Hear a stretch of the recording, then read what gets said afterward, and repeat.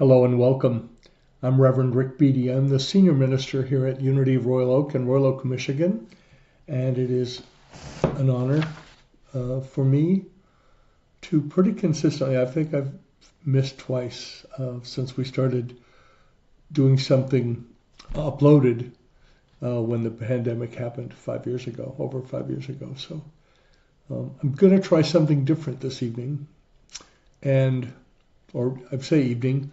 It's getting close to my evening, but it may be wherever you are right now, that's the perfect time. I've been feeling led for a while to start creating more digital content. The thing that I do that brings value to the organization that I'm privileged to lead and be a part of is teaching. And I'm not big on the classroom stuff. I don't know why. I mean, I've done it. I can do it. It's just not my preference. So for a while now, Martha Creek, my friend and mentor and tormentor, and soon she'll be with us on the 12th of July for a morning service and then a workshop after lunch.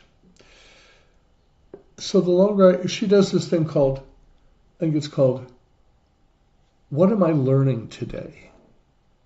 I'm not going to copy her. I'm certainly not going to do something daily. I'm still a full-time employed pulpit minister, but I look at where I bring value.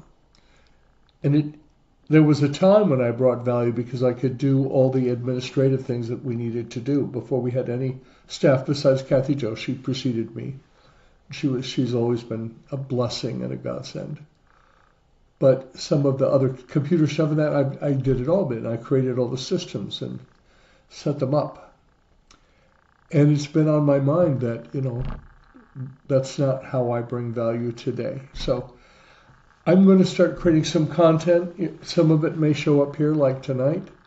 I invite you to let me know if you would prefer that I stick to the old format. I can certainly do that.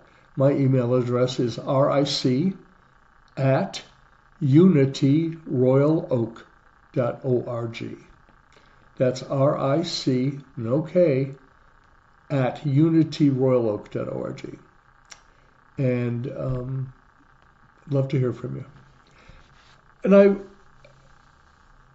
want to share some thoughts that have been percolating in me and growing in me and see if it touches you maybe. For a long time, I've known, intellectually understood that everything happens for a reason. Everything happens in order to give me an opportunity to grow. Blah, blah, blah. I mean, I've known it. I say that. I know it's true.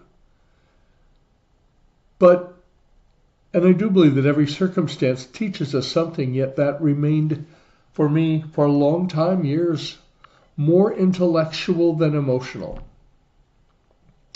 I've been finding myself in the most interesting ways a couple of Sundays ago during service, in tears, twice. My emotions are, something interesting is happening. They're more alive than they've ever been. And that shift started really to happen for me when I moved into this condo. Now having the time to fully embrace who I am and who I am being and who I am becoming, I find myself much more attentive to the little things that bring a smile to my face.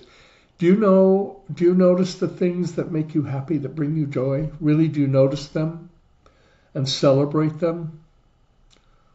I don't know if it's turning 70 a few months ago or different place to live, all of it together, difference in thinking.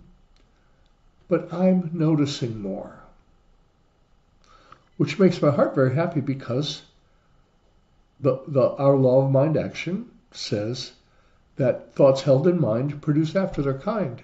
So if I'm noticing the blessing, instead of fussing with, like today, I got a lot done. I wrote I've got my next talk series ready. I broke down a whole bunch of empty cardboard boxes I had in my office. One, because I was just tired of looking at them, and because I wanted to bring a greater sense of order. Sometimes I look at what I didn't get done, and I ruminate on that. And so I've been noticing that I can notice, like, no, Rick, you've got a lot done.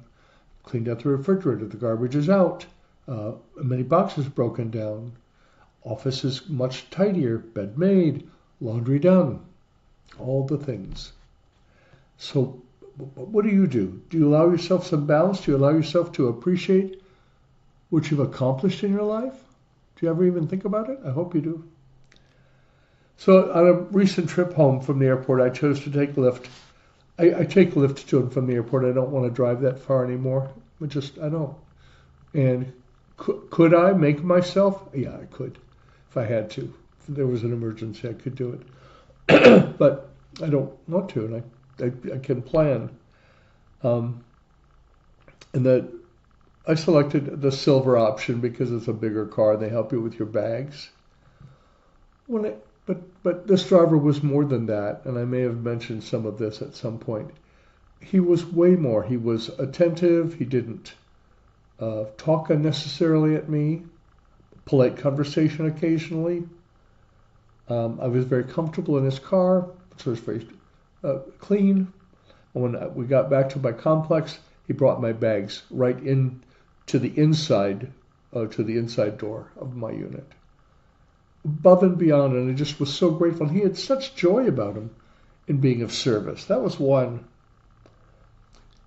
And sometimes, like right now, they're doing some big construction work at the intersection very near my house. In fact, the intersection is closed. The concrete is badly damaged and needs to be repaired. It's going to be closed for about 3 weeks. Not a big deal. I'm a creature of patterning, so I have to think about it. Okay, how am I going to get to where I have to go? Because it's a major intersection. Anyway, so the noise is different. This morning I was sitting outside listening to the birds sing. It was glorious. And I could hear that there were workers, not voices or anything, but the activity of work. Jackhammers and front-end loaders and all that kind of stuff happening, things moving, different sound. And in the background was the birds singing, and it was like, wow, it's like a symphony. Every noise has a part in this universe that it's singing. I hope what I'm sharing makes some sense to you and it touches you in some way. I'm really wanting to encourage you to notice the good in your life. Because have you noticed how quickly we notice the things that we don't like? They spring to mind, and then it comes out of our mouths, and we're thinking about it, and we're annoyed. Something that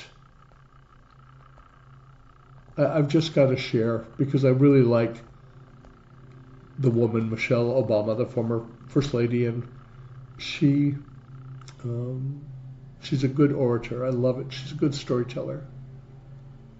And when she recently gave a speech as the Obama Presidential Center opened, she said many things that struck me, but she said this thing: despair is not an option.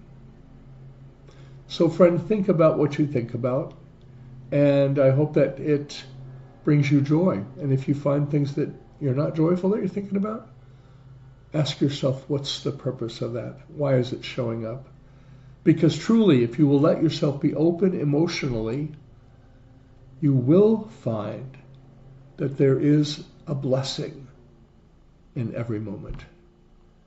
Remember that the light of God surrounds us, the love of God enfolds us, the power of God protects us, and the presence of God watches over us. Wherever I am, God is. Wherever you are, God is. I pray that you are healthy, abundantly wealthy in every good way, have enough of all things to be filled with joy. Namaste.